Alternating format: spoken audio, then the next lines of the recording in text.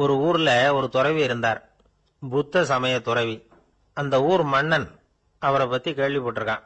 ஒரு நாள் புறப்பட்டு போனான், துறவியின் பாதங்களை தொட்டு வணங்கினான். அதுக்கப்புறம் சொன்னான், ஐயா, நான் உங்களை அரண்மனைக்கு அழைச்சிட்டு போறதுக்காக வந்திருக்கிறேன். இனிமே நீங்க இங்க எதுக்கு இருக்கணும் அப்படின்னானா. அவன் மனசுக்குள்ள என்ன நினைப்புன்னா, இவர் எங்க வர போறாரு, நான் ரொம்ப எளிமையானவன், எனக்கு எதுக்கு அரண்மனை வாசம்னு சொல்லிவிடுவார் அப்படின்னு நினைச்சிருக்கான். ஆனா அந்த துறவி என்ன பண்ணாரு தெரியுமா?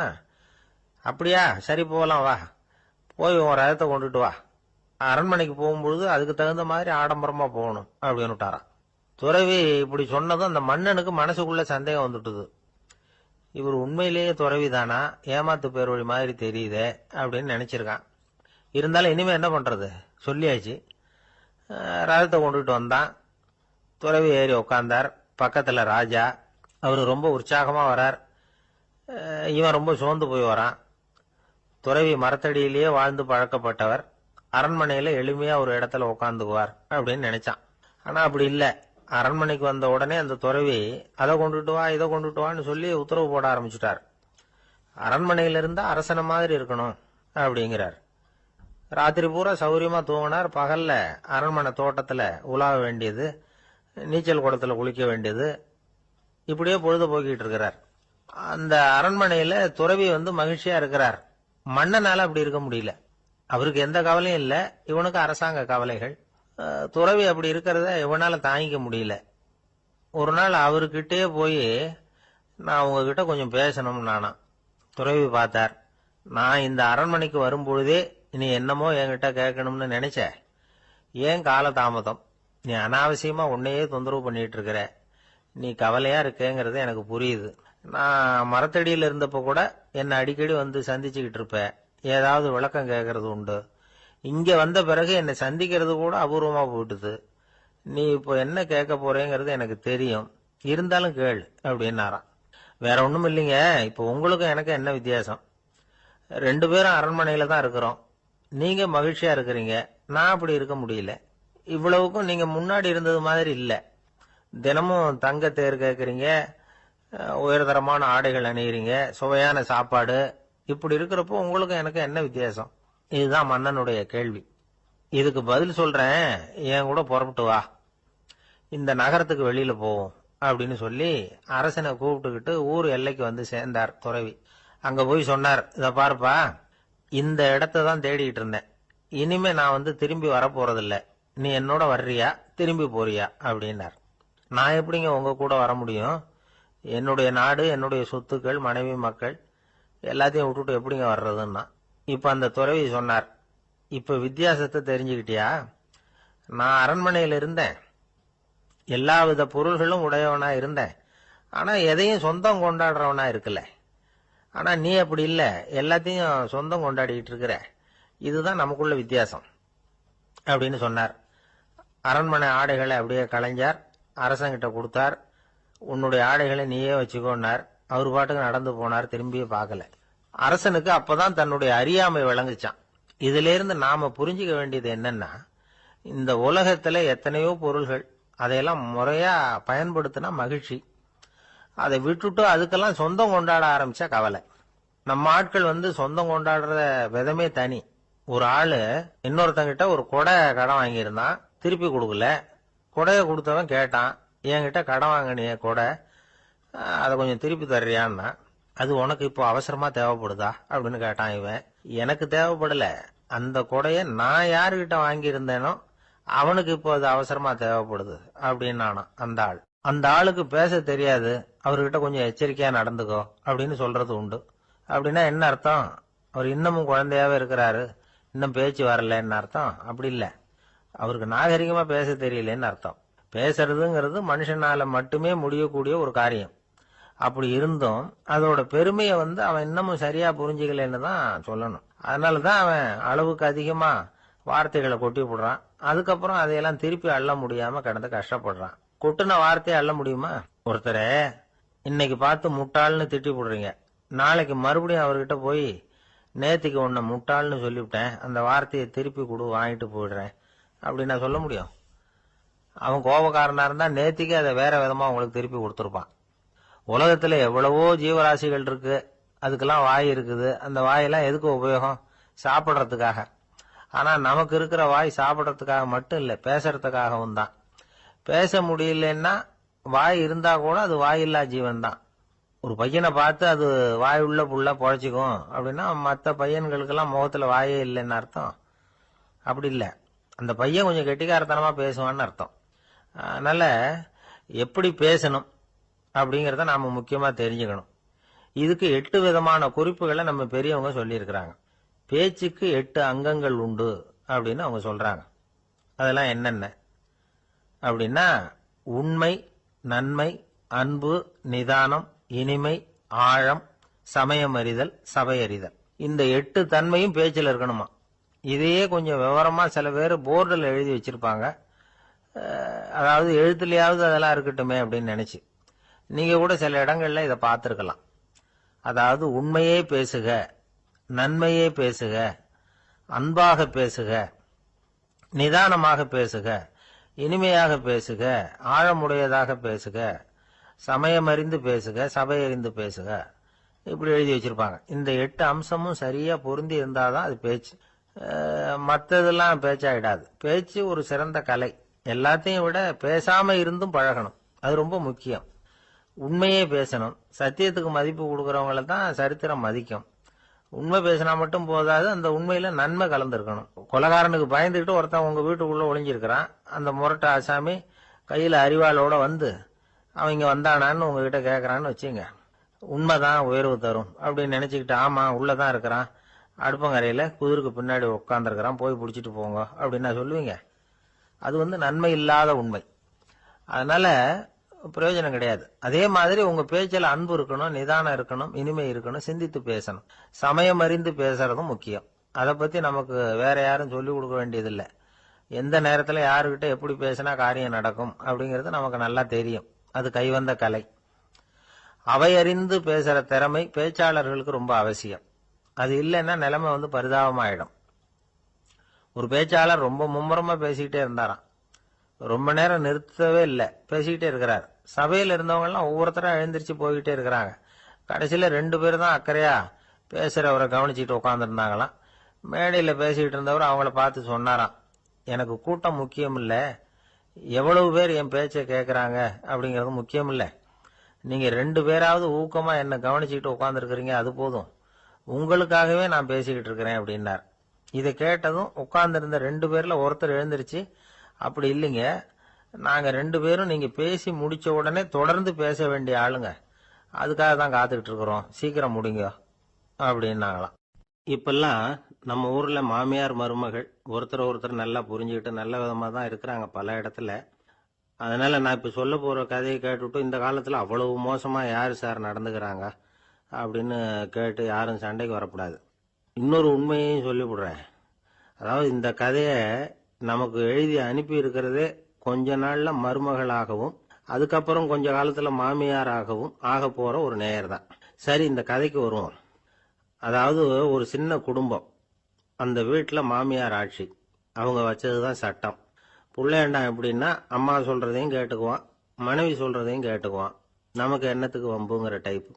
மருமகள் பேர்ல குறை கண்டுபிடிக்கிறதுலயே அந்த மாமியாருக்கு ஒரு சுவாரஸ்யம். சின்ன சின்ன விஷயத்துல எல்லாம் குத்தம் கண்டுபிடிச்சுக்கிட்டே இருக்கிறாங்க. பொதுவா எல்லாரும் எப்படின்னா ஏதாவது ஒரு காரணத்துக்காக சண்டை போட்டுக்கிட்டு இருப்பாங்க. அந்த அம்மா எப்படின்னா ஏதாவது ஒரு சண்டையை போடுறதுக்காக காரணத்தை தேடிட்டு இருப்பாங்க. அப்படி ஒரு மனசு. அந்த மருமக பொண்ணு பாவம் பயந்து பயந்து ஒவ்வொரு காரியமும் செஞ்சுக்கிட்டு வந்தது. இப்படியே பல வருஷம் ஓடி போட்டுது. அந்த மாமியாருக்கும் ரொம்ப வயசாயிட்டுது. இருந்தாலும் அந்த பழைய சுபாவம் மட்டும் மாறவே இல்லை. திடீர்னு ஒரு நாள் பக்கவாதம் வந்து அந்த அம்மாவுக்கு ஒரு பக்கம் கை கால் இழுத்துக்கிட்டுது. வாய் சுத்தமா பேச முடியாம போயிட்டுது. சத்தம் மட்டும் வரும். ஒரு பக்கத்து கை காலை அசைக்க முடியும், பேசுறதெல்லாம் கையால தான், அதாவது கை சைகையால. இப்படிப்பட்ட நிலைமையில கூட அந்த பொண்ணு தண்ணியோ பாலோ இவங்க எதிரில் கொண்டாந்து வச்சா அதை வேணும்னே தட்டி விட்டுட்டு வம்பு வளர்க்கறது. அதுக்கப்புறம் அந்த பொண்ணு தரையை சுத்தப்படுத்தும்ல, அதை பார்த்து ரசிக்கிறது. இருந்தாலும் அந்த பொண்ணு இதையெல்லாம் பெருசுப்படுத்தாம ரொம்ப பொறுமையா தான் இருந்தது. ஒரு நாள் வீட்டுல வச்சிருந்த பாலை பூனை குடிச்சிட்டு போயிட்டுது. வயசான காலத்துல இந்த அம்மா பால் இல்லாம கஷ்டப்படுவாங்களே அப்படின்னு நினைச்சு பக்கத்து வீட்டுல போய் கொஞ்சம் பால் வாங்கிட்டு வந்து காய்ச்சி மாமியார் முன்னாடி கொண்டாந்து வச்சுது அந்த பொண்ணு. வழக்கம் போல அந்த அம்மா பாலை தட்டி விட்டுட்டாங்க. இதை அந்த மருமக பொண்ணு கவனிச்சுட்டுது. இவ்வளவு நாள் பொறுமையா இருந்த இந்த மருமகளுக்கு இன்னைக்கு இதை பார்த்ததும் அசாத்திய கோபம் வந்துட்டுது. கதவுக்கு பக்கத்துல சாத்தி வச்சிருந்த உலக்கையை எடுத்து மாமியார் தலையில போட, அது குறி தவறி கழுத்துல பட, அந்த அம்மா கழுத்தை பிடிச்சிக்கிட்டு ஊன்னு கத்த, இந்த பொண்ணு ஒன்னும் அலட்டிக்காம உலக்கையை எடுத்து மறுபடியும் கதவு பக்கம் சாத்தி வச்சுட்டு அது பாட்டுக்கு நடந்து போயிட்டுது. இருந்தாலும் மனசுக்குள்ள லேசா ஒரு பயம். கணவன் வீட்டுக்கு வந்ததும் என்ன விஷயம்னு கேட்டா எப்படி சமாளிக்கிறது? அன்னைக்குன்னு பார்த்து ரொம்ப நேரம் கழிச்சு வீடு வந்து சேர்ந்தான் கணவன். உடனே அந்த அம்மா புகார் பண்ண ஆரம்பிச்சுட்டுது. பேச்சுதான் வராத, அதனால ஒரு பக்கத்து கையால சைகை காட்டுது. கதவுக்கு பக்கத்துல இருந்த உலக்க பக்கமா கையை நீட்டி காட்டி, அப்படியே அந்த கைய தன் கழுத்துக்கு பின்பக்கமா சுத்தி காட்டி, நாக்க வெளியில நீட்டி நடந்த விஷயத்த புரிய வைக்கிறதுக்கு முயற்சி பண்ணுது. இவனுக்கு ஒன்னும் புரியல. என்ன சொல்றாங்க அம்மா அப்படின்னு மனைவி கிட்ட கேக்குறான்.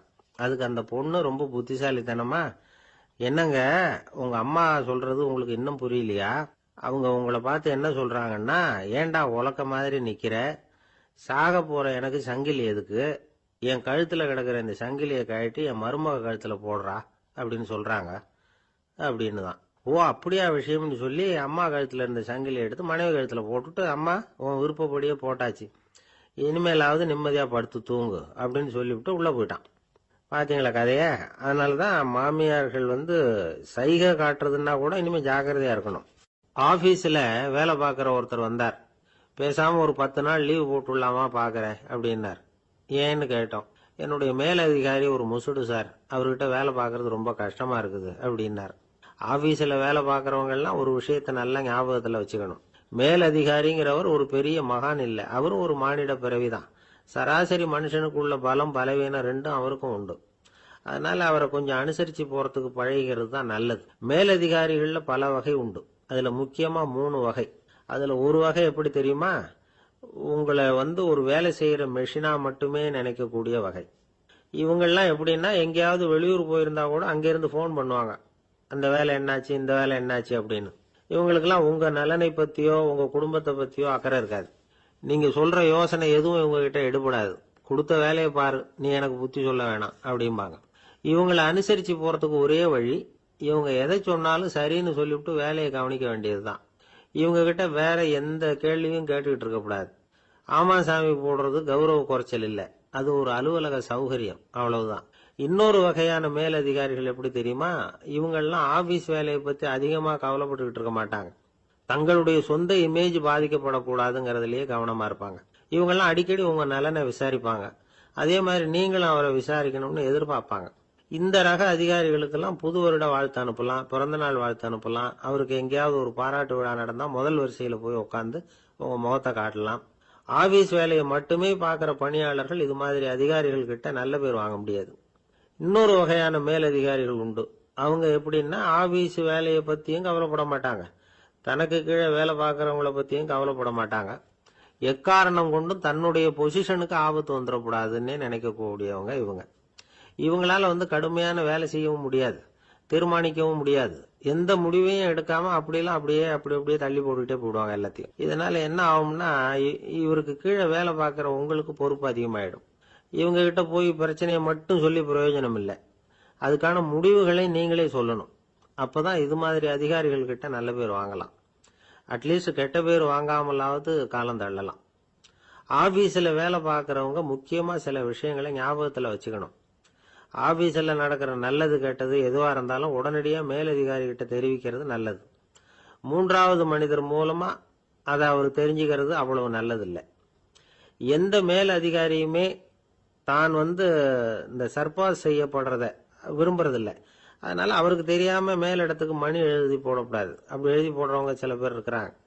நீங்களும் உங்க மேலதிகாரியும் தொழில் ரீதியா ஒரே படிப்பு படிச்சவரா இருக்கலாம். அப்படி இருந்ததுன்னா அட்ஜஸ்ட் பண்ணி போறது கொஞ்சம் கஷ்டம்தான். இதை மனசுல வச்சுக்கிட்டு நடந்துக்கணும். உங்களுக்கும் அவருக்கும் அபிப்பிராய பேதமா, அது அவருக்கும் உங்களுக்கும் உள்ள தனிப்பட்ட பிரச்சனை, அதை விளம்பரப்படுத்திட்டு இருக்க கூடாது. அது அவருடைய கோபத்தை கிளறும்.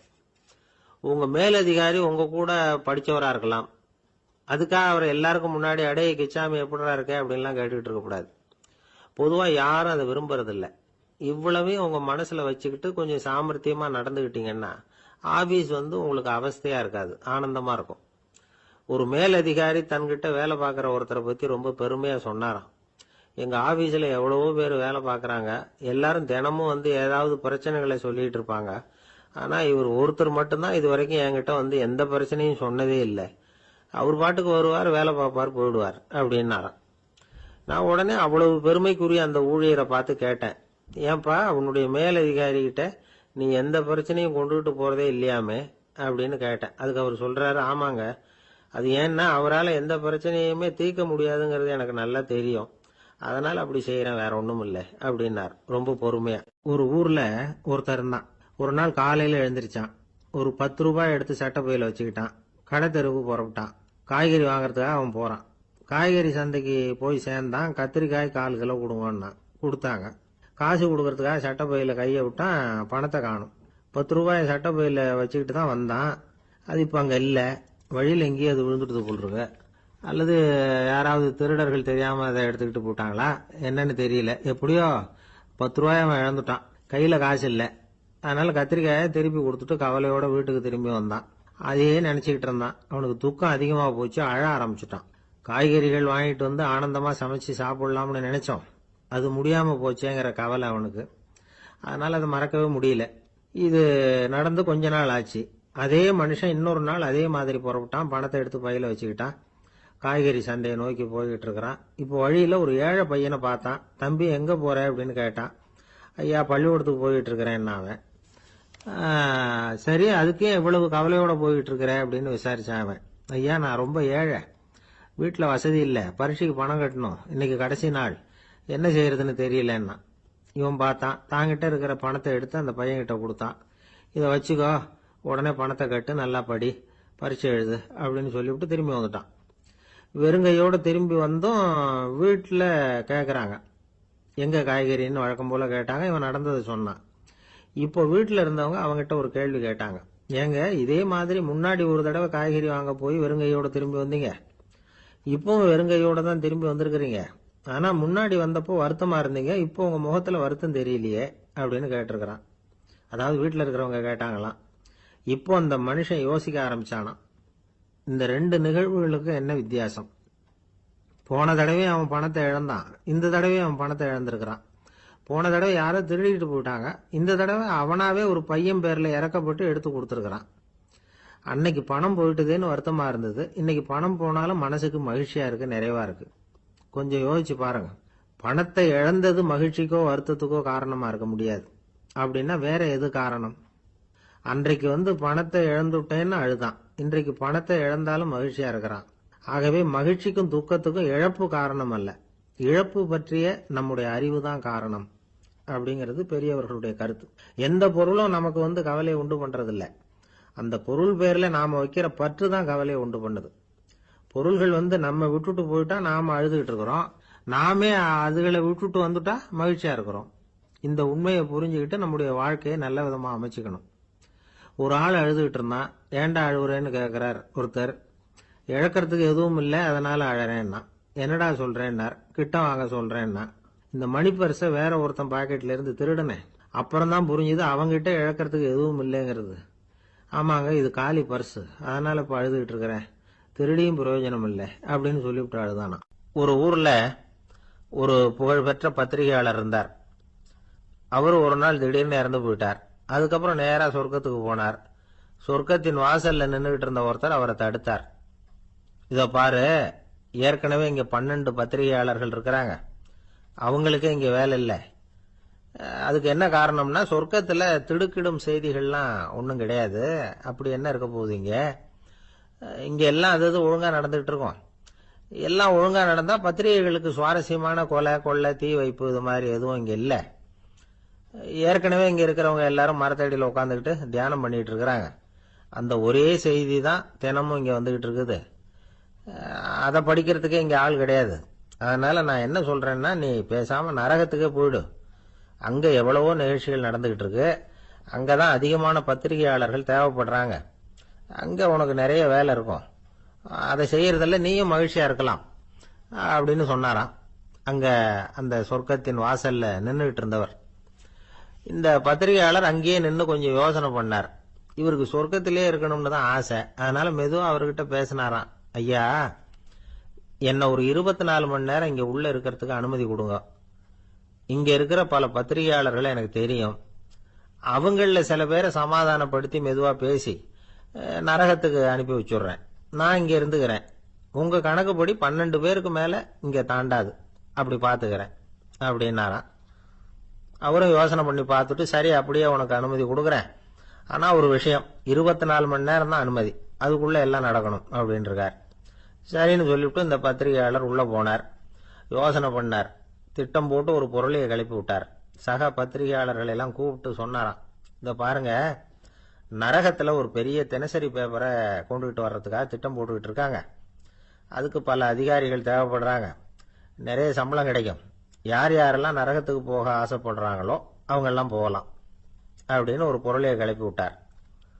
24 மணி நேரம் கழிச்சு வாசல் பக்கம் போனார். அங்க இருந்தவர்கிட்ட எத்தனை பேர் வெளியேறினாங்கன்னு விசாரிச்சாராம். அப்போ அவரு இவரை, நீ வெளியே போகக்கூடாது, முதல்ல உள்ளதான் இருக்கணும் அப்படின்னு தடுத்தாராம். அப்புறம் சொன்னாராம், நீ சொன்ன செய்தியை கேட்டதும் இங்க இருந்த எல்லா பத்திரிகையாளர்களுமே நரகத்துக்கு போயிட்டாங்கப்பா, உள்ள யாருமே இல்ல, அதனால நீ உள்ளே இருக்கலாம் அப்படின்னாராம். இதை கேட்டதும் இந்த பத்திரிகையாளரே குழம்பி போயிட்டார். ஒருவேளை உண்மையிலேயே நரகத்துல புதுசா பத்திரிகை ஏதாவது ஆரம்பிக்க போறாங்களோ அப்படின்னு அவரே நினைக்க ஆரம்பிச்சுட்டாராம். அப்புறம் சொன்னாராம், ஐயா என்னை விட்டுருங்க, நான் நரகத்துக்கே போயிடுறேன், அங்க ஏதோ விசேஷம் இருக்கணும் அப்படின்னாராம். இல்லைன்னா இத்தனை பேரும் ஒட்டு மொத்தமா அங்க போறதுக்கு சான்ஸே இல்லை, என்னை தடுக்காதீங்கன்னு கெஞ்ச ஆரம்பிச்சுட்டாராம்.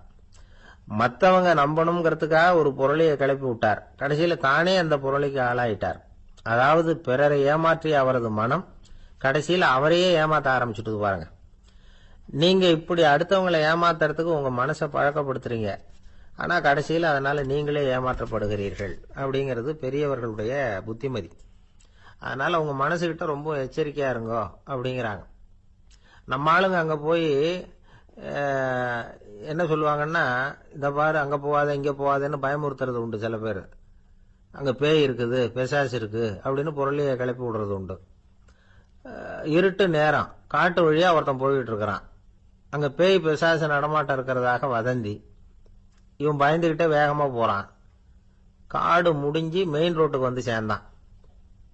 அப்பாடா, ஒரு பஸ் நின்றுட்டு இருக்கு தனியா, இருட்டுல லேசா தெரிஞ்சது. ஓடி போய் ஏறி உள்ள உட்காந்துக்கிட்டான். பயந்துகிட்டே போனவன் அப்புறம் தான் தெரியுது உள்ள யாருமே இல்ல, டிரைவரும் இல்ல, கண்டக்டரும் இல்ல, வேற யாரும் இல்ல. இவனுக்கு பேய் பயம் அதிகமா போட்டுது. ஏன்னா நடு ராத்திரி. இந்த நேரம் பார்த்து அந்த பஸ் தானே நகர ஆரம்பிச்சுதான். இவனுக்கு இன்னும் பயம் அதிகமா போட்டுது. ஏன்னா டிரைவர் சீட்டு காலியா இருக்கு, பஸ் நகருது. இவன் உடம்பு பூரா நடுங்க ஆரம்பிச்சுட்டுது. வீல்னு கத்தலாமான்னு பார்த்தான். அந்த நேரம் பார்த்து அவன் தோல்ல ஒரு கை விழுந்துதான். திடுக்கிட்டு திரும்பி பார்த்திருக்கிறான். அங்க டிரைவர் நிக்கிறார். அவரு சொன்னாராம், ஏன்பா ஏற்கனவே பஸ் பிரேக் டவுன், நாங்கெல்லாம் பின்னாடி இறங்கி நின்று தள்ளிட்டு இருக்கிறோம், நீ மட்டும் ஜாலியா ஏறி உக்காந்துக்கிட்டியா, இறங்கி வந்து தள்ளப்பா அப்படின்னாராம். இருட்ட கண்டா பயம் உண்டாவதே அது ஏன்? இப்படி ஒரு கேள்வியை ஒரு பெரியவர்கிட்ட கேட்டாங்க. அதுக்கு அவர் பதில் சொல்றார், மனிதனுடைய ஆதிகால வாழ்க்கையில தொற்றிக்கொண்ட பயம் இது வேரூன்றி இருக்குது, இன்னமும் போகல. 50,000 வருஷங்களுக்கு முன்னாடி மனுஷன் குகைகள்ல வாழ்ந்தான். பகல்ல பயம் இருக்காது, ராத்திரியில மிருகங்கள் தாக்கும், கொல்லும், நிம்மதியா தூங்க கூட முடியாது. அதனால இந்த மனுஷனுக்கு இரவுன்னா மரணம், பயம் அப்படின்னு பழகி போச்சு. மனிதர்களுடைய எல்லா மனசையும் சேர்த்து மொத்தமா ஒரு மனசு உண்டு. மனிதர்களுடைய நினைவு இந்த மொத்த மனசுல பதிஞ்சிருக்கு, பரவுது. இந்த மொத்த மனசுல இருட்டு பற்றிய பயம் பதிந்து நீடிக்குது அப்படிங்கிறார் அவர். இந்த காலத்துல இரவை பகலாக்கிறதுக்கு எவ்வளவு விளக்குகள்லாம் வந்தாச்சு. ராத்திரியிலேயும் மிருகங்கள் தாக்குங்கிற நிலைமை இல்ல. பாதுகாப்பான வீடுகள், விலங்குகளும் விலகி போயிட்டு, விலங்குகள்லாம் விலகி போயிட்டு, வீடுகளும் பாதுகாப்பா இருக்குது. சரி, இருந்தாலும் அந்த பழங்கால பயம் இருட்டு பயம் இன்னமும் மனுஷனை விட்டு போகல. இன்னொரு விஷயம் என்னன்னா, இருட்டுல இருந்து வெளிச்சத்துக்கு வராத மனிதர்கள் இன்னைக்கு அதிகம். ஒரு ஆளு ஆத்துக்கு மீன் பிடிக்கிறதுக்காக போனான், இன்னும் விடியல. அதுக்குள்ள வலையை எடுத்துட்டு கிளம்பி போயிட்டான். வெளிச்சம் வர்றதுக்கு முன்னாடியே போய் சேர்ந்துட்டான். விடிகிற வரைக்கும் என்ன பண்றது, சும்மா கரையிலேயே உட்காந்து காலாட்டிட்டு இருக்கிறான். காலில் ஏதோ ஒரு சின்ன மூட்டை தட்டுப்பட்டது. இருட்டுல அது என்னன்னு சரியா தெரியல. மூட்டைக்குள்ள சின்ன சின்ன கல்லா நிறைஞ்சி இருக்குது. சும்மா பொழுது போகணுமேங்கிறதுக்காக இவன் அந்த மூட்டைக்குள்ள இருந்து ஒவ்வொரு கல்லா எடுத்து ஆத்துல வீசிக்கிட்டு இருக்கிறான். விடிகிற வரைக்கும் வேற வேலை இல்லைங்கிறதுனால எப்படி செஞ்சுக்கிட்டே உட்காந்துருக்கிறான். கிழக்க மெதுவா வெளிச்சம் தெரிய ஆரம்பிச்சது. பொழுது விடியறதுக்கான அறிகுறி. இதுக்குள்ள அந்த மூட்டையில இருந்த எல்லா கல்லையும் எடுத்து வீசி எறிஞ்சுட்டான்.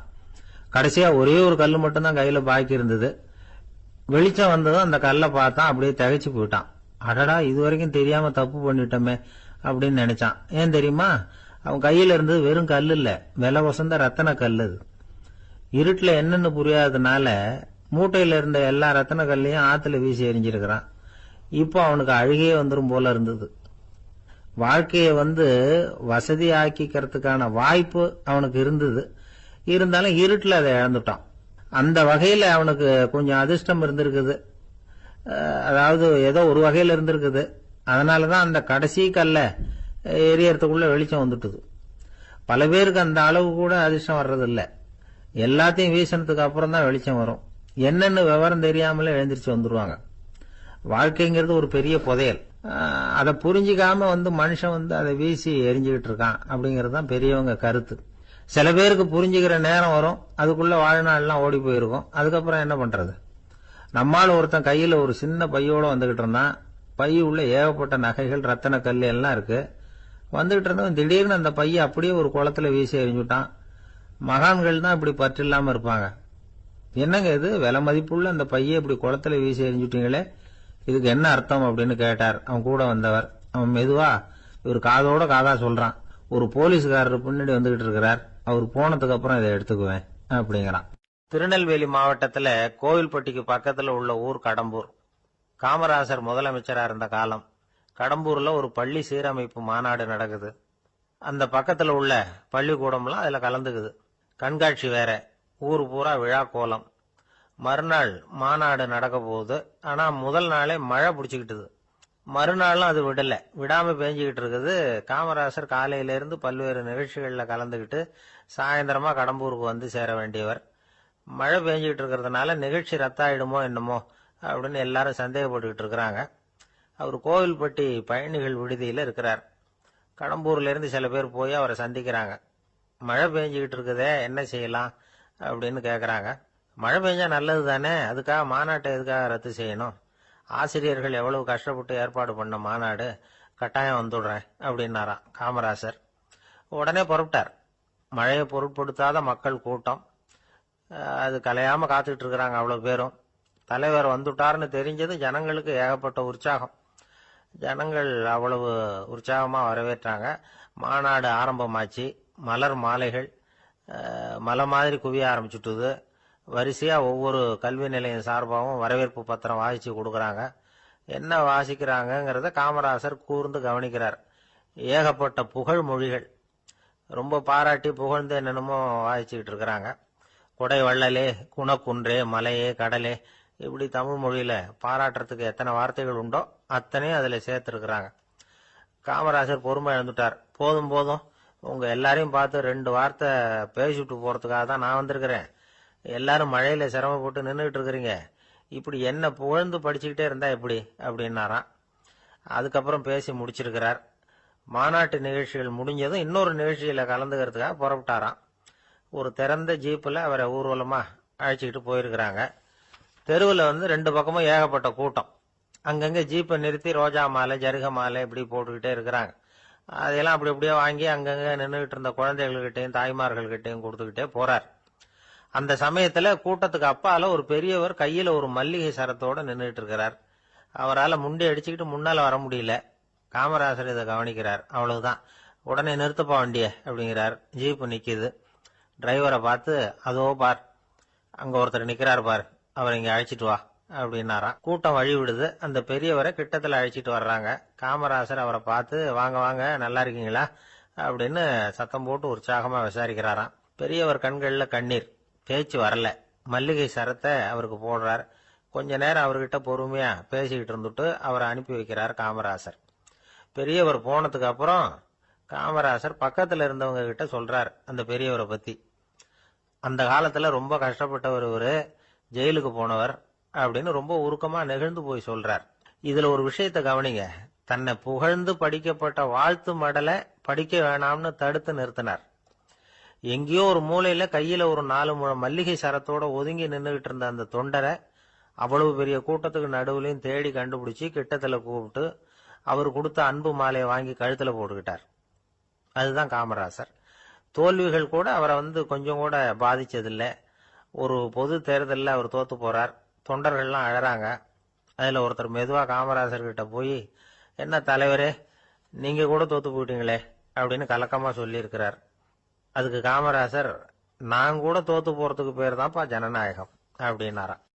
ஒரே ஒரு ஊர், அந்த ஊருக்கு பேரு கொடையாளிப்பட்டி. அந்த பேருக்கு தகுந்த மாதிரி தான் அந்த ஊர் மக்களும். யார் என்ன கேட்டாலும் இல்லைன்னு சொல்லாம கொடுப்பாங்க. கொடையாளிகள் நிறைந்த ஊர். இனாமா மட்டும் இல்ல, கடனாவும் பணம் கொடுப்பாங்க. யாருக்காவது அவசரமா பணம் தேவைப்பட்டதுன்னு வச்சுக்கோங்க, அந்த ஊருக்கு போய் வாங்கிக்கலாம். பத்திரம் தேவையில்லை, சாட்சி தேவையில்லை, ஜாமீன் தேவையில்லை, எந்த உத்தரவாதமும் கேட்காம பணம் கொடுத்துருவாங்க. நம்மால் ஒருத்தனுக்கு பணம் தேவைப்பட்டது. சொந்த பந்தம்லாம் கேட்டு பார்த்தா யாரும் கொடுக்கற வழியா தெரியல. எல்லாரும் அவங்கவுங்க சௌரியத்தை பாக்குறவங்க, அடுத்தவங்க சௌரியத்தை பத்தி கவலைப்படாதவங்க. இவன் எல்லாரையும் கேட்டு பார்த்துட்டு சோர்ந்து போய் உக்காந்துட்டான். அந்த நேரம் தான் கொடையாளிப்பட்டியை பத்தி கேள்விப்பட்டான். அப்படி ஒரு ஊர் இருக்கிறது தெரிஞ்சதும் அந்த ஊருக்கு வழி கேட்டுக்கிட்டு ஒரு நாள் புறப்பட்டு போனான். வயல்காட்டு வழியா போக வேண்டியிருந்தது. மெதுவா நடந்து ஊர் எல்லைக்கு வந்துட்டான். 2 பக்கமும் விவசாய வேலைகள் மும்முரமா நடந்துகிட்டு இருக்குது. ஏர் உழுதுகிட்டு இருக்கிறாங்க. அப்ப அங்க ஒரு ஆளை பாம்பு கடிச்சுட்டுது. பக்கத்துல வேலை செஞ்சுக்கிட்டு இருந்தவங்க ஓடி வந்தாங்க. அவசரமா செய்ய வேண்டிய முதல் உதவியெல்லாம் செஞ்சு பார்த்தாங்க. பலன் இல்லை. அந்த ஆள் செத்து போட்டான். அவன் செத்து விட்டான்னு தெரிஞ்சதும் அவனை தூக்கி வரப்பு மேல போட்டுட்டு எல்லாரும் அவங்கவுங்க வேலையை கவனிக்க ஆரம்பிச்சிட்டாங்க. அங்க ஒரு ஆளு இவனை பார்த்து சொன்னான், ஐயா, நீங்க போற வழியில இவன் சொந்தக்காரன், இவனுக்கு சோறு கொண்டுகிட்டு வருவான், இவன் இங்க செத்துட்டான்னு அவன்கிட்ட சொல்லிவிடுங்க அப்படின்னா. இவனுக்கு ரொம்ப ஆச்சரியம். என்னடா இது, பாம்பு கடிச்சுட்டுதுன்னதும் பதறி அடிச்சுக்கிட்டு ஓடி வந்தாங்க, செத்துட்டான்னதும் பேசாம தூக்கி போட்டுட்டு போயிட்டாங்க அப்படின்னு நினைச்சுக்கிட்டே நடந்து போறான். எதிரில் சோறு கொண்டுகிட்டு ஒரு ஆள் வந்தான். இவன் விவரத்தை சொன்னான். அங்க உங்க சொந்தக்காரன் பாம்பு கடிச்சு செத்து போட்டான் அப்படின்னா. அவன் கொஞ்ச நேரம் அமைதியா நின்னான்.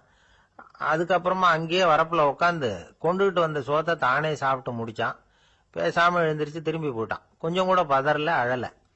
இப்படியும் ஒரு ஊரா அப்படின்னு நினைச்சு ஆச்சரியப்பட்டுக்கிட்டே இவன் ஊருக்குள்ள போனான். ஒரு பெரிய மனுஷனை பார்த்து பணம் கேட்டான். அவரும் இவனோட பேரையும் ஊரையும் மட்டும் விசாரிச்சுக்கிட்டு தேவையான பணத்தை கொடுத்துட்டார். பணத்தை வாங்கிட்ட பிறகு தன்னுடைய மனசை அரிச்சுக்கிட்டு இருந்த அந்த விஷயத்தை பத்தி கேட்டான். ஐயா, வழியில ஒருத்தன் செத்துட்டான், அவனை அப்படியே தூக்கி வரப்புல போட்டுட்டு எல்லாரும் வயல்வெளி வேலைகளை பார்த்துக்கிட்டு இருக்கிறாங்களே அப்படின்னா. இதுக்கு அந்த பெரியவர் சொன்னார், ஆமா, அப்படித்தான் செய்வோம். வேலை முடிஞ்சு வீட்டுக்கு திரும்புறப்போ அவனை தூக்கிட்டு வந்து அடக்கம் பண்ணிடுவோம் அப்படின்னார். ரொம்ப ஆச்சரியமா இருக்கு அப்படின்னா. ஏன் உங்க ஊர்ல யாராவது செத்துட்டா என்ன பண்ணுவீங்க அப்படின்னு கேட்டார்.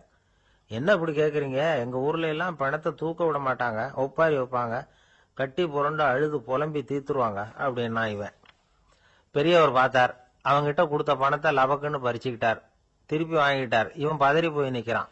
அவரு சொன்னார், பணத்தையே விட மாட்டேன்னு கட்டுப்பிடிச்சு அழுதா நான் கொடுத்த பணத்தை மட்டும் எப்படி திருப்பி கொடுக்க போற, போயிட்டு வா அப்படின்னு விரட்டி விட்டாராம். இந்த கதையை நண்பர் ஒருத்தர் சொன்னார். கதை வேடிக்கையா தெரிஞ்சா கூட இதுல கருத்து உண்டு. பணம் பிணம் இது ரெண்டையுமே விடுறதுக்கு அவ்வளவு சுலபமா மனம் வர்றதில்லை. இந்த 2 விஷயங்கள்லயும் அறிவார்ந்த செயல்பாடு தேவை. ஒரு பேருந்து மரத்துல மோதி விட்டது. எல்லாரும் அடிபட்டு முனைகிட்டு கிடக்குறாங்க. டிரைவர், கண்டக்டர் இவங்களுக்கும் அடி. அவங்களும் ஒரு பக்கம் கிடக்குறாங்க. ஒரு மூலையில கிடக்குற ஒருத்தன் மெதுவா முக்கி முனகி கண்டக்டர் கண்டக்டர்னு சத்தம் போடுறான். கண்டக்டர் மெதுவா நகர்ந்து அவங்கிட்ட போய் என்னன்னு விசாரிக்கிறார். அவன் ரொம்ப சிரமப்பட்டு வாயை திறந்து ஒரு 15 காசு சில்லற பாக்கி அப்படின்னானா. ஒரு கடற்கரை ஓரம், அங்க ஒரு சின்ன கிராமம். அந்த கிராமத்துல ஒரு சின்ன பள்ளிக்கூடம். கடற்கரை ஓரத்துல உள்ள ஒரு விடுதியில ஓய்வுக்காக ஒருத்தர் வந்து தங்கி இருக்கிறார். பள்ளிக்கூடத்துல ஏதோ விழா நடக்கிறது மாதிரி தெரிஞ்சுது. உடனே அவர் அந்த பக்கமா வந்தார். இங்க என்ன நடக்குதுன்னு விசாரிச்சார். பள்ளி ஆண்டு விழா நடக்குதுன்னாங்க. உடனே போனார். கண்காட்சி ஒன்று வச்சிருந்தாங்க. உள்ள போய் பார்த்தார். பள்ளிக்கூடத்துல படிக்கிற மாணவர்களை சொந்தமா தயார் பண்ண பொருள்களை காட்சிக்கு வச்சிருக்கிறாங்க. அந்த ஊர் மக்கள்லாம் அதை கூட்டம் கூட்டமா போய் பார்த்துக்கிட்டு இருக்கிறாங்க. இவரும் ஆர்வமா அதையெல்லாம் பார்த்துக்கிட்டே போறார். ஒரு இடத்துல ஒரு சின்ன ரயில் செஞ்சு வச்சிருந்தாங்க, மாணவர்களே தயார் பண்ணது. மின்சாரத்தால் அது ஓடுறது மாதிரி பண்ணி வச்சிருந்தாங்க. அதில் ஒரு சின்ன பொத்தான் இருக்கும், அதை அமுக்குனா ரயில் ஓடும், சுற்றி சுற்றி வரும். மாணவர்கள் எதிரில் நின்று அதுக்கு விளக்கம் கொடுத்துக்கிட்டு இருக்கிறாங்க. இவர் அதை கவனிச்சார், ரயில் ஓடுறத பார்த்தார். அங்கே நின்றுகிட்டு இருந்த மாணவர்கள்கிட்ட விளையாட்டா கேட்டார், ஏன்பா இந்த ரயில் எதனால ஓடுது அப்படின்னு கேட்டார் இவர். சக்தியினால ஓடுது அப்படின்னாங்க மாணவர்கள். அது என்ன சக்தின்னு கேட்டார். அதுக்கு பேரு மின்சாரம் அப்படின்னாங்க. சரி, நீங்க மின்சாரத்தை பார்த்துருக்கிறீங்களா அப்படின்னார். நாங்க பார்த்தது இல்லைங்க, ஆனா இதை செய்யறதுக்கு எங்களுக்கு உதவி பண்ண ஆசிரியர் ஒரு பட்டதாரி, ஒரு காலம் அவர் பார்த்துருக்கலாம் அப்படின்னாங்க. அவர் எங்க இருக்காருன்னு கேட்டார். இதோ அழைச்சிட்டு வர்றோம்னு ஓடினாங்க. அவர் அழைச்சிட்டு வந்தாங்க. அவர்கிட்ட ஒரு பெரியவர் கேட்டார், மின்சாரத்தை நீங்க பார்த்துருக்கிறீங்களா அப்படின்னு. மின்சாரத்தை பார்க்கறதாவது நான் பார்த்ததே இல்லை. நான் பார்த்தது அது செயல்படுற விதத்தை தான். அது விளக்க எரிய வைக்குது, ரயில ஓட வைக்குது, இது மாதிரி எத்தனையோ எந்திரங்களை செயல்பட வைக்குது. ஆனா உண்மையிலேயே அது என்னன்னு எனக்கு தெரியாது. ஒருவேளை இந்த பள்ளிக்கூடத்து தலைமை ஆசிரியருக்கு தெரிஞ்சிருக்கலாம், ஏன்னா அவர் ஒரு மேல்நிலை பட்டதாரி அப்படின்னாராம் அவரு. சரின்னு போய் தலைமை ஆசிரியரை கூப்பிட்டுக்கிட்டு வந்தாங்க. அவர்கிட்டயும் இதே கேள்வி கேட்டாராம் அவரு. மன்னிக்கணும், இந்த கேள்வி இதுவரைக்கும் யாரும் என்கிட்ட கேட்டதில்லை. சக்தியை யாரும் பார்க்க முடியாது, ஆனா அது செயல்படும் விதத்தை தான் பார்க்க முடியும் அப்படின்னாராம் அவரு. இப்போ இதுவரைக்கும் கேட்டுக்கிட்டு இருந்த பெரியவர் சிரிச்சார். சிரிச்சுட்டு சொன்னாராம், சரி அதுக்காக ஒன்றும் கவலைப்படாதீங்க, என்னுடைய பெயர் தாமஸ் ஆல்வா எடிசன் அப்படின்னாராம். இதை கேட்டதும் அங்க இருந்தவங்களுக்கெல்லாம் அதிர்ச்சி, ஆச்சரியம். என்னது, நீங்க தானா எடிசன்? நீங்க எவ்வளவு மின்சார கருவிகளை உண்டாக்கி இருக்கிறீங்க, நீங்களா இந்த கேள்வியை கேட்டது அப்படின்னாங்களாம். ஆமா, நான் தான் கேட்கிறேன், ஏன்னா நானே மின்சாரத்தை பார்த்தது கிடையாது அப்படின்னாராம் அவரு. அன்புங்கிறது இப்படிப்பட்டது தாங்கிறார் ஓஷோ. அன்புங்கிறது நம்ம உடற்கூறு அமைப்பில் இல்லை, அது நம்ம உடம்புல உள்ள சுத்த சக்தியின் வெளிப்பாடு. அதை உணரத்தான் முடியுமே தவிர பார்க்க முடியாது. அன்பே உன்னை நான் என் இருதயத்தில் வச்சிருக்கிறேன் அப்படின்னு எல்லாம் சொல்லுவான். இதெல்லாம் சும்மா. இது டாக்டர்கள் சொல்ற இருதயம் கிடையாது. அது ரத்தத்தை தள்ளுகிற ஒரு கருவி, அவ்வளவுதான். ஞானிகள் சொல்லுகிற இதயம் வேற, அது கண்ணுக்கு புலப்படாத ஒரு சக்தி. என்னுடைய இதயம் ரொம்ப விசாலமானது சார் அப்படின்னார் ஒருத்தர். அப்படிங்களான்னு ரொம்ப மரியாதையா, ஆமாங்க டாக்டர் அப்படிதான் சொல்றார், கொஞ்சம் வீங்கி போய் பெருசா இருக்குதான் அப்படின்னார். ஒரு நண்பர்கிட்ட பேசிக்கிட்டு இருந்தேன். அவருடைய உறவினர் ஒருத்தர் ஒரு நேர்முக தேர்வுக்கு போயிருந்தாராம், இன்டர்வியூக்கு. ரொம்பவும் பொறுப்பாகவும் கவனமாகவும் செயல்பட வேண்டிய பதவிக்கான நேர்காணல் அது. இவர் எழுத்து தேர்வுல ஏராளமான மதிப்பெண்கள் வாங்கிவிட்டார், அதனால அதை பத்தி கவலை இல்லை. இப்ப நேர்முக தேர்வுல தேர்வு பெறணும். ஏராளமான சான்றிதழ்கள் வச்சிருந்தார். நேர்காணல்ல கேட்கப்பட்ட எல்லா கேள்விகளுக்கும் சரியான பதில தான் சொன்னார். இருந்தாலும் பாருங்க, அந்த நேர்முக தேர்வுல அவர் தேர்ந்தெடுக்கப்படலை. என்ன காரணம் அப்படின்னு பின்னாடி விசாரிச்ச போதுதான் விவரம் தெரிஞ்சுதான். அது என்ன ஆயிருக்குதுன்னா, அந்த நேர்காணலின் போது இவர் நடந்துகிட்ட முறையில சில தவறுகள் நடந்து போச்சான். முக்கியமா 2 தவறுகள். ஒன்னு, அவங்க ஒரு கேள்வியை கேட்டு முடிக்கிறதுக்குள்ளேயே இவர் பதில் சொல்ல ஆரம்பிச்சுட்டாராம். ரெண்டாவது என்னன்னா, இவர் நாற்காலியில தாராளமா இயல்பா சாஞ்சி உட்காராம நாற்காலி முனையில உட்கார்ந்து இருந்தாராம். இந்த 2 விதமான செயல்பாடுகளும் இவர் அவசரப்படுறவர், பதற்றப்படுறவர் அப்படிங்கிறதுக்கான அடையாளங்கள். அதாவது கேள்வியை கேட்டு முடிக்கிறதுக்குள்ளேயே முந்திக்கிட்டு பதில் சொல்றது. ரெண்டாவது, நாற்காலியில இயல்பா தாராளமா உட்காராம நாற்காலி முனையில உட்கார்றது. பார்க்க போற வேலைக்கு அவசரம், பதற்றம் இது 2 இருக்கப்படாதான். அதனால மார்க் இருந்தும் சர்டிபிகேட் இருந்தும் அந்த வேலை வாய்ப்பு அவருக்கு கிடைக்கல. வேலை கொடுக்கறவங்க நம்ம கிட்ட இருந்து என்னதான் எதிர்பார்க்கறாங்க, இதை தெரிஞ்சு வச்சுக்கிறது நல்லது. முதல்ல, மற்றவர்களுடன் தொடர்பு கொள்ளும் திறமை, அதாவது எபிலிட்டி டு கம்யூனிகேட். நீங்க நினைக்கிறத அழகா தொகுத்து வகைப்படுத்தி சொல்ல தெரியுதான்னு பார்ப்பாங்க. உங்க திட்டங்களை அடுத்தவங்க ஏற்றுக்கொள்ளக்கூடிய விதத்துல வெளிப்படுத்துறதுக்கு உங்களால முடியுதான்னு பார்ப்பாங்க. இதுக்கு என்ன செய்யறது? குழப்பம் இல்லாம சிந்திக்கணும், குழப்பம் இல்லாம பேசணும். ரெண்டாவது விஷயம், என்னன்னா புத்திசாலித்தனம், அதாவது இன்டெலிஜென்ஸ். ஏத்துக்க போற வேலையை நல்ல விதமா செய்ய முடியுமா உங்களால, அதை எந்தெந்த வழியில செய்யலாம் அப்படிங்கறத உங்களால தீர்மானிக்க முடியுமா, அந்த வேலைக்கான புது புது யோசனைகளை உங்களால சொல்ல முடியுமா அப்படின்னு பார்ப்பாங்க. இது இன்டெலிஜென்ஸ். மூணாவது தன்னம்பிக்கை, அதாவது செல்ஃப் கான்பிடன்ஸ்.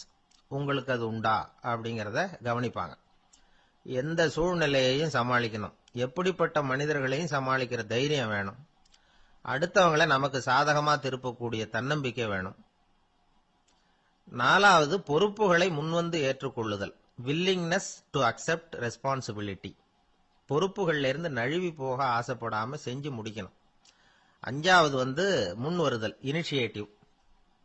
வேலையோட முக்கியத்துவம் உணர்ந்து அதை ஏத்துக்கிட்டு தகுந்த நடவடிக்கைகளை தயங்காம எடுக்கிறதுக்கு முன் வரணும். ஆறாவது என்னன்னு கேட்டீங்கன்னா தலைமைத்துவம், லீடர்ஷிப். 4 பேருக்கு தலைமை தாங்கி நல்ல விதத்துல நடந்துக்க தெரியுதா. ஏழாவது கற்பனை திறன், இமேஜினேஷன். சில பிரச்சனைகள் வரக்கூடும் அப்படின்னு முன்கூட்டியே யூகிச்சு அதுக்கு தகுந்த மாதிரி நடவடிக்கை எடுக்கிற திறமை உண்டா அப்படிங்கறத பார்ப்பாங்க. எட்டாவது என்னன்னா வளைந்து கொடுத்தல், பிளெக்சிபிலிட்டி. சூழ்நிலைக்கு தகுந்த மாதிரி, மாற்றங்களுக்கு தகுந்த மாதிரி அனுசரிச்சு நடந்துக்கிறதுக்கு தெரியுதா உங்களுக்கு அப்படிங்கறத கவனிப்பாங்க. அடுத்தது திறமைகளை வெளிக்கொணரும் திறமை, இன்டர்பர்சனல் ஸ்கில்ஸ். அடுத்தவங்க கிட்ட இருக்கிற திறமையை கண்டுபிடிச்சு அதை நல்ல விதத்துல ஊக்கப்படுத்தி பயன்படுத்த தெரியுதா அப்படின்னு பார்ப்பாங்க. ஆறாவது சுய அறிவு, செல்ஃப் நாலேஜ். அடுத்தவங்க நம்மளை பத்தி என்ன நினைக்கிறாங்க அப்படிங்கறத நம்மால புரிஞ்சுக்க முடியுதாங்கிறது முக்கியம். அடுத்தது போட்டி மனப்பான்மை, காம்படிட்டிவ்னஸ். அடுத்தவங்களை ஒப்பிட்டு பார்த்து அதை விட ஒரு படி மேல வரணுங்கிற குணம் வேணும். இதுக்கு அடுத்தது என்னன்னா குறிக்கோளை வெல்லுதல், கோல் அச்சீவ்மெண்ட். குறிக்கோளை சவாலா எடுத்துக்கிட்டு அதை அடையணும். அப்புறம் வேறுபட்ட திறமைகள், ஒகேஷனல் ஸ்கில்ஸ். பதவிக்கு வேண்டிய திறமைகள் தவிர மற்ற திறமைகள் எதுவும் உண்டாங்கிறது முக்கியம். நமக்கு வேலை கொடுக்கணும்னு நினைக்கிறவங்க நம்ம கிட்ட இருந்து இவ்வளவும் எதிர்பார்ப்பாங்க. அதுக்கு தகுந்த மாதிரி நம்மளை நாமே தயார்படுத்திக்கணும். எனக்கு வேண்டப்பட்ட ஒருத்தர் ஒரு இன்டர்வியூக்கு போயிட்டு வந்தார், நேர்காணலுக்கு. எப்படி இருந்தது இன்டர்வியூன்னு விசாரிச்சேன். நான் போனேன். அவர் கேட்ட எல்லா கேள்விக்கும் அவர் எதிர்பார்த்தது மாதிரி எல்லா பதிலையும் சொன்னேன். கடைசியா நான் எதிர்பார்க்காத ஒரு தகவலை அவர் சொன்னார் அப்படின்னார். என்னன்னு கேட்டேன். அவரும் என்ன மாதிரியே இன்டர்வியூக்கு வந்தவர் தானா, சும்மா என்ன கேள்வி கேட்டுக்கிட்டு உட்காந்துருந்தாரா அப்படின்னார். அதனால ஒரு நேர்காணலுக்கு போறதுக்கு முன்னாடி என்ன எதிர்பார்க்கறாங்க அப்படிங்கறத தெரிஞ்சுக்கிட்டு போனா வெற்றி நிச்சயம். 2 பேர் சுவாரஸ்யமா பேசிட்டு இருக்கிறப்போ குறுக்க புகுந்து தொந்தரவு பண்றதுக்குன்னே சில பேர் இருப்பாங்க. அது ரொம்ப இடைஞ்சலா இருக்கும். இதே மாதிரி மின்காந்தம் கூட குறுக்க புகுந்து தொந்தரவு பண்ணும். கடைசியில் அது ஒரு பெரிய இடைஞ்சல கொண்டாந்து விட்டுரும். சில வீடுகளில் கேபிள் கனெக்ஷன் இல்லாம சில தனியார் டிவி காட்சிகள் தெரியும். அதுக்கு என்ன காரணம்னா இந்த மின்காந்த குறுக்கீடு தான் காரணம். இதைத்தான் சுருக்கமா இஎம்ஐ அப்படின்னு சொல்றாங்க. அதாவது எலக்ட்ரோ மேக்னெட்டிக் இன்டர்ஃபியரன்ஸ். இது ஏற்படக்கூடிய இடங்கள் எது எதுன்னு எடுத்துக்கிட்டா அது ஒரு பெரிய பட்டியலாவே போயிடும்.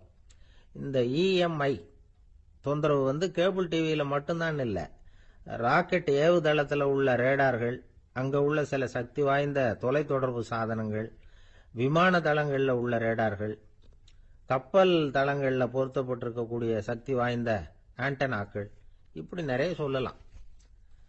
காவல் நிலையங்கள்ல பயன்படுத்தப்படுகிற வயர்லெஸ் தொடர்பு சாதனங்கள் கூட ஓரளவுக்கு இந்த மின்காந்த அலைகளை வெளியிடும்.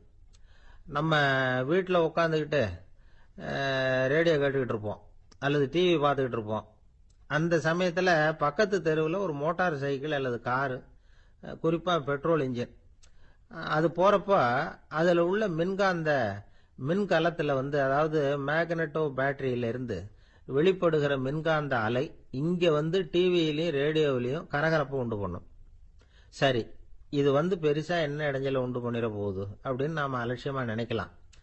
வயசானவங்களுக்கு மறதி நோயின்னு ஒன்று வரும்ல, அல்ஷமீர், அதாவது மூளையில உள்ள செல்கள் செயலிழந்து போயிடுறது.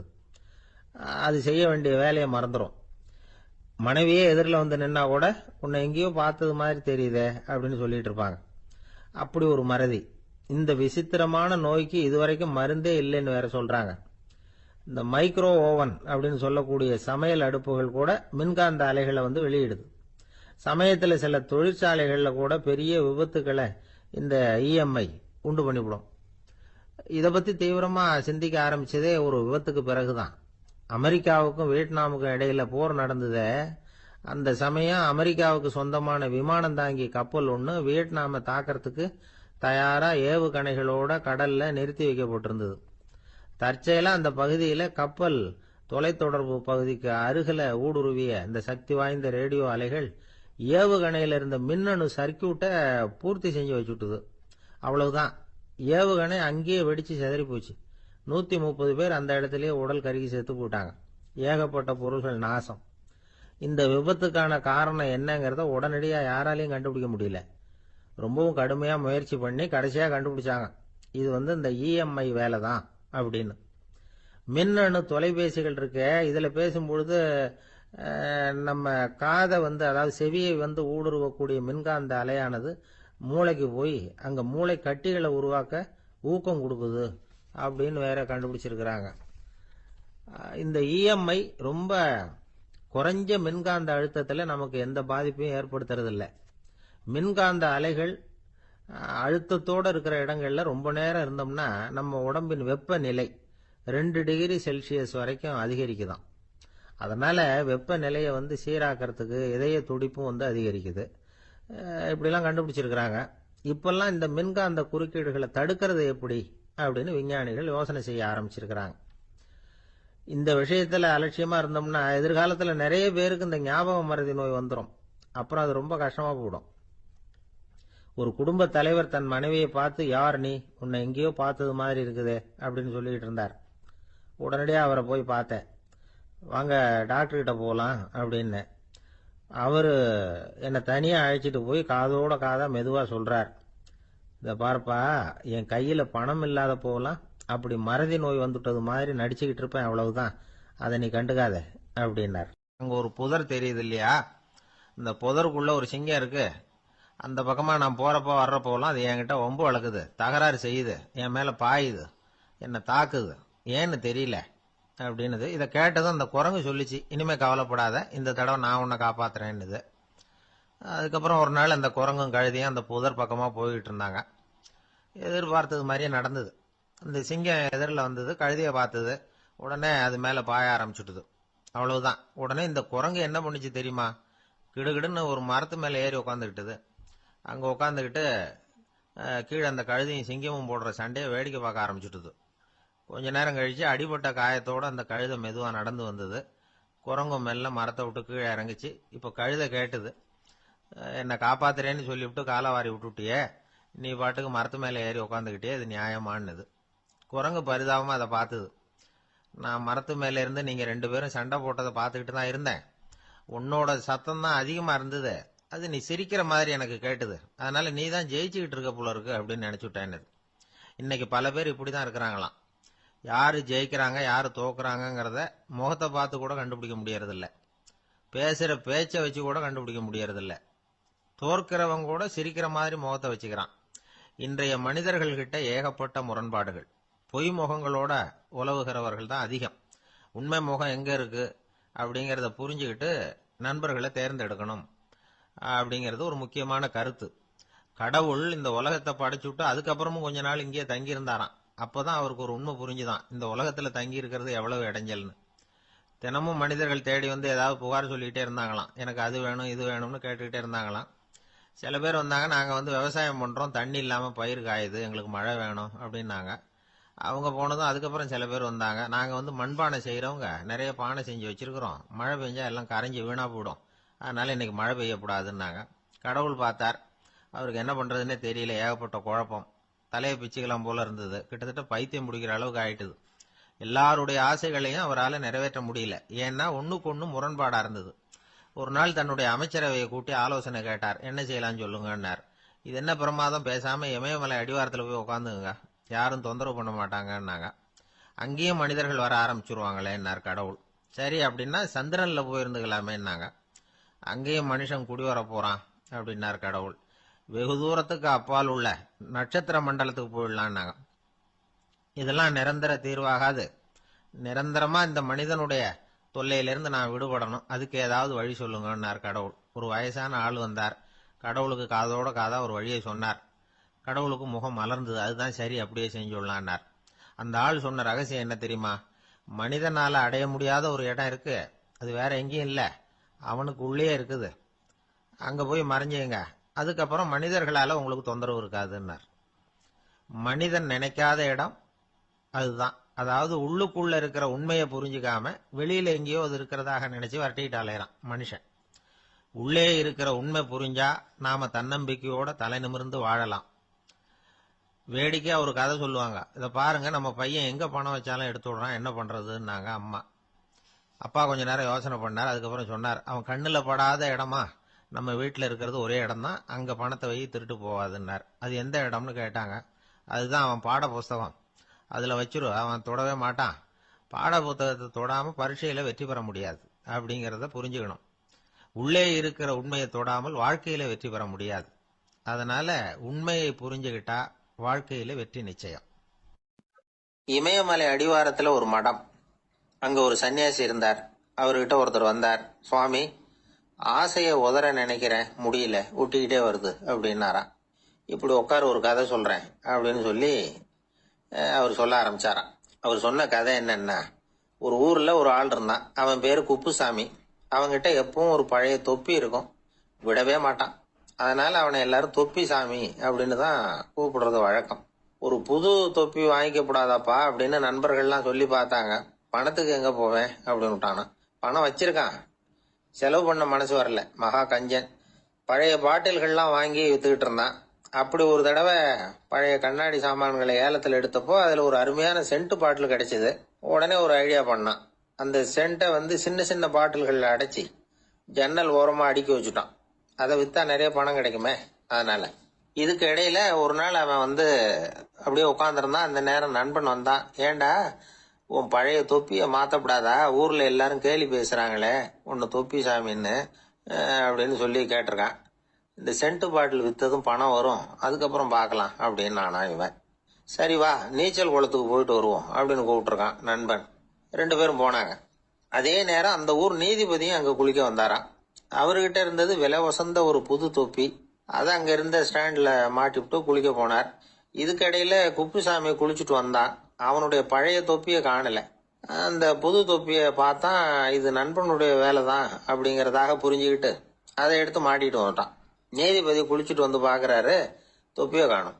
போலீஸ்ல புகார் கொடுத்தார்.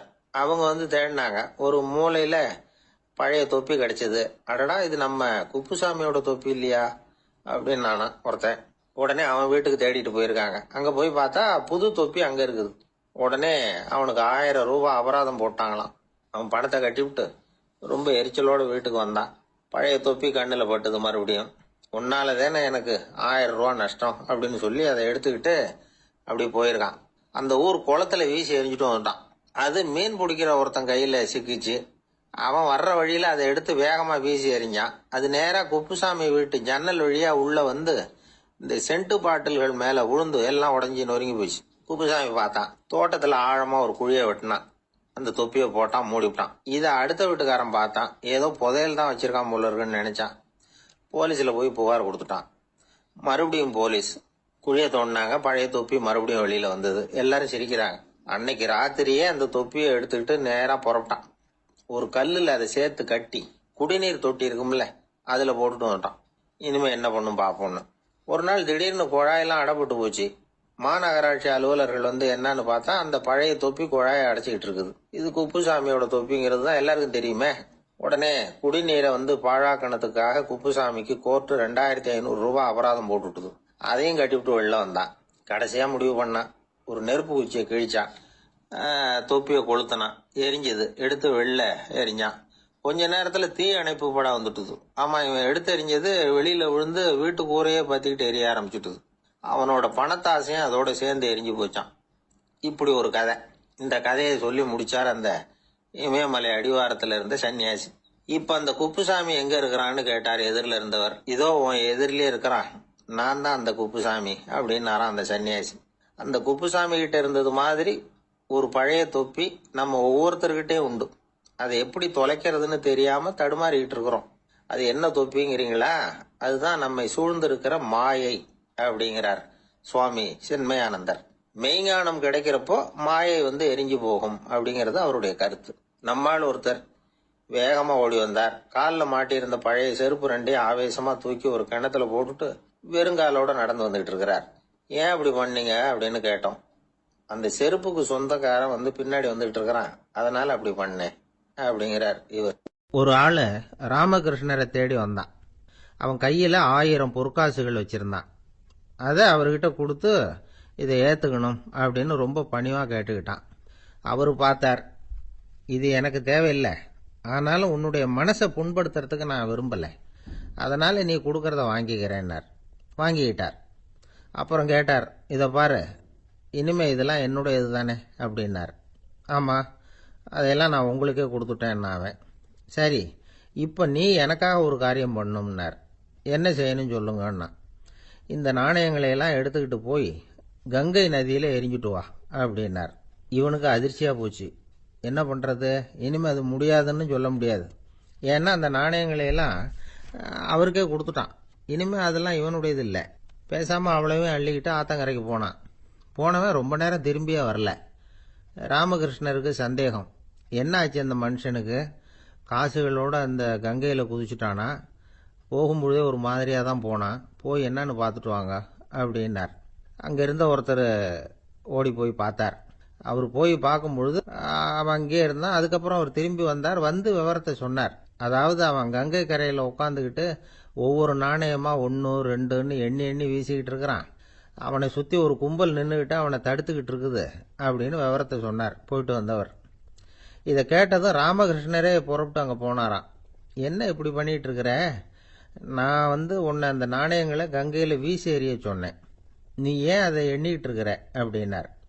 பழக்கம்தான் காரணம், நான் ஒவ்வொரு நாளும் ஒவ்வொன்றா சேமிச்சு வச்சேன். இன்னைக்கு என்கிட்ட நிறைய இருக்குது, உங்களுக்கு ஒரு 1000 நாணயங்களை கொடுக்கணுங்கிறது என்னோட ஆசை அப்படின்னா. இப்ப ராமகிருஷ்ணர் சொன்னார், ஒரே நேரத்தில் எல்லாத்தையும் சம்பாதிச்சிருந்தா நீ எண்றது பொருத்தமா இருக்கும். எல்லாத்தையும் இழக்கும் போது ஒவ்வொன்றா எண்ணிக்கிட்டு இழக்கிறதுங்கிறது சரியான செயல் இல்லை. அதனால ஒரே தடவையா எல்லாத்தையும் தூக்கி எறிஞ்சிடும் அப்படின்னார். இது இழப்பது அப்படிங்கிற ஒரு உயர்ந்த நிலை. இதை நாம யதார்த்த வாழ்க்கையில சம்பந்தப்படுத்தி பார்த்து குழப்பிக்கிட்டு இருக்கக்கூடாது. இழக்கிறேன்னு சொல்லிக்கிட்டு இருக்கிற காசையெல்லாம் ஆத்துலையும் குளத்துலையும் கொண்டு போய் எரிஞ்சுட்டு வாங்க அப்படின்னு உபதேசம் பண்றதாக யாரும் நினைச்சிடக்கூடாது. இதுல நாம புரிஞ்சுக்க வேண்டியது என்னன்னா, எதையாவது ஒன்றை இன்னொருத்தருக்கு கொடுக்கணும் அப்படின்னு விருப்பப்பட்டா அதை மனப்பூர்வமா கொடுத்துடணும். கொடுத்துட்டு அதையே நினைச்சிட்டு இருக்கக்கூடாது. நம்மால் ஒருத்தர் ஒரு 100 ரூபாய் நோட்டை தன்னுடைய நண்பர் ஒருத்தர்கிட்ட கொடுத்து, இது உனக்கு தான் வச்சுக்கோ அப்படின்னார். அவரு பார்த்தார், இது இனிமே எனக்கு தானே சொந்தம் அப்படின்னார். ஆமான்னார் அவர். அப்படின்னா எனக்காக நீ ஒரு உதவி செய்யணும்னார். சொல்லுங்க செய்யறேன்னார் அவர். இந்த 100 ரூபாய் நோட்டை தீ வச்சு கொளுத்தி விடுனார். இவர் அதிர்ச்சியாகி அவரை பார்த்தார். இப்ப அவரு சொன்னார், நீ எனக்கு அன்பா கொடுத்தது இது, இந்த நோட்டு கள்ள நோட்டுங்கிறது எனக்கு முன்னாடியே தெரியும், சீக்கிரம் கொளுத்தி விடு, அதுதான் நம்ம 2 பேருக்குமே நல்லது அப்படின்னாராம் அவர். ஐயா, என்னுடைய நூல் வெளியீட்டு விழாவுக்கு அவசியம் நீங்க வரணும் அப்படின்னு கூப்பிட்டார் ஒருத்தர். எப்போ வரணும்னு கேட்டேன். அடுத்த வாரம்னார். சரி, புத்தகம் தயாராயிட்டுதா அப்படின்னு. நாளைக்கு தான் அச்சிக்க கொடுக்க போறேன்னார். என்னங்க இது, புத்தகம் அச்சிடுறதுக்கு முன்னாடியே அழைப்பிதழை அச்சடிச்சு விட்டீங்களே அப்படின்னு கேட்டேன். அதனால என்னங்க, அந்த காலம் மாதிரியா போலாம், அச்சுக்கலை எவ்வளவோ முன்னேறியாச்சுங்க. Linotype, monotype, phototype, laser, இப்படி என்னென்னமோ வந்தாச்சு. இன்னைக்கு கொடுத்தா நாளைக்கே புத்தகம் தயார் அப்படின்னார். இப்படி இந்த அளவுக்கு முன்னேறி இருக்கிற இந்த அச்சுக்கலை ஆரம்பத்தில் எப்படி இருந்தது தெரியுமா? அந்த காலத்தில் காகிதம்னா என்னன்னே தெரியாது. அப்படி ஒன்று கண்டுபிடிக்கப்படவே இல்லை. அப்பெல்லாம் எதையாவது ஒன்று எழுதணும்னா அதுக்கு ஆட்டு தோலை தான் பயன்படுத்தி இருக்கிறாங்க. கண்ணுக்குட்டி தோல் கூட அதுக்கு உபயோகப்பட்டு தான். ஐரோப்பாவில் இருந்த பாதிரியார்கள் தோல் எழுதப்பட்ட புத்தகத்தை தயாரிக்கிறதுல ரொம்ப கெட்டிக்காரங்களாம். எகிப்து, அப்புறம் மத்திய தரைக்கடல் ஓரத்தில் உள்ள நாடுகள், இங்கெல்லாம் தோல் தான் எழுது பொருளாக பயன்பட்டு வந்திருக்குது. ஆனால் நம்ம நாட்டில் ஓலைச்சுவடிகளை எழுத்துக்கு பயன்படுத்தி இருக்கிறாங்க. எழுதுறதுக்கு தோலை பயன்படுத்தினவங்க பிறகு பேப்பரைஸ் அப்படிங்கிற கோரை புல்லை அதுக்கு பயன்படுத்தினாங்களாம். இதெல்லாம் அப்படி கொஞ்சம் கொஞ்சமாக கண்டுபிடிச்சிட்டு வந்திருக்கிறாங்க. அந்த புல்லை கச்சிதமாக நறுக்க வேண்டியது, நல்லா பதப்படுத்த வேண்டியது, அதுக்கப்புறம் அதில் எழுத வேண்டியது, அவ்வளவுதான். பேப்பருங்கிற சொல்லே இந்த பேப்பைரஸ் அப்படிங்கிறதுலேருந்து வந்தது தான். அதுக்கப்புறம் தான் காகிதம் வந்தது. இதை முதல்ல சீன நாட்டில் தான் கண்டுபிடிச்சாங்க. அது வந்த பிறகு அச்சு எந்திரம் கண்டுபிடிக்க வேண்டிய அவசியம் ஏற்பட்டது.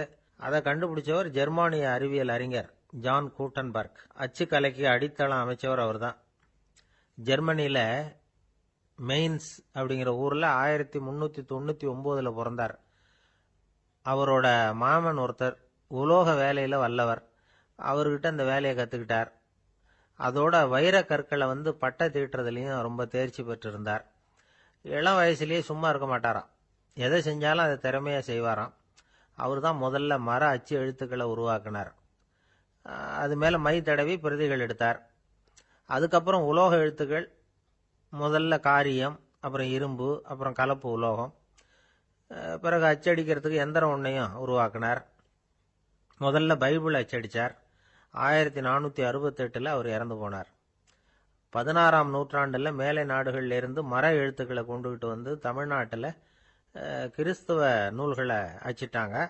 அப்பெல்லாம் அச்சகங்கள் போதிய அளவுக்கு இங்கே இல்லை. அதுக்கு என்ன காரணம்னா, இந்தியர்கள் அச்சகங்களை நடத்தக்கூடாது அப்படின்னு சட்டம். 1835 வரைக்கும் அந்த சட்டம் நடைமுறையில் இருந்தது. இந்த நிலைமையில அங்கேயும் இங்கேயுமா 1-2 அச்சகங்கள் ஆரம்பமாச்சு. 1713 தரங்கம்பாடியில லூத்தரன் மிஷன் அச்சகம், அதே ஆண்டுல சென்னையில SPCK அச்சகம். இது ரெண்டும் தான் இந்தியாவில் முதல்ல தொடங்கப்பட்ட அச்சகங்கள். ஆட்டுத்தோல்லையும் ஓலைச்சுவடியிலையும் எழுதப்பட்ட எழுத்துக்கள் இன்னைக்கு எங்கேயோ போயிடுது. ஆனா நம்ம ஊர்ல எழுத்தாளர்கள் நிலைமை தான் ஒன்னும் சொல்லிக்கிறது மாதிரி இல்லை.